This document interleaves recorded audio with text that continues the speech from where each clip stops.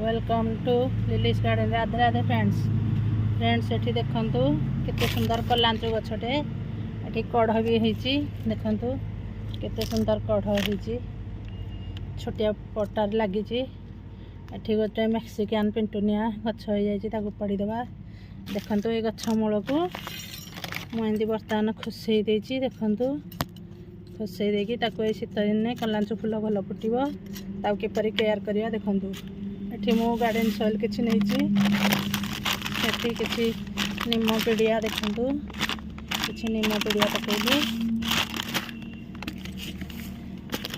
एबे देखंतु 2-4टी डीएपी दाना भी पकेइली।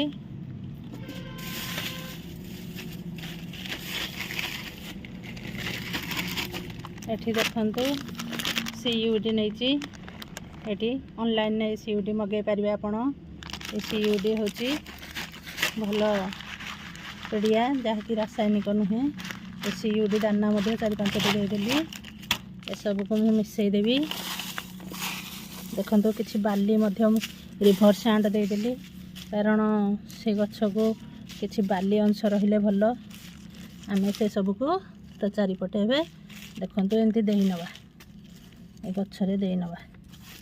ए पटरे एंती देई नेली। देखंतु हरी देई सारी ताको एमती पानी देई दबा। देखंतु किछि पानी देई दबा। देखिबे ए गछटी केते सुंदर भाबरे भल फूल फुटिबो। आपण माने मध्य नर्सरी एंती कलांचु गछ आनी कि लगांतु।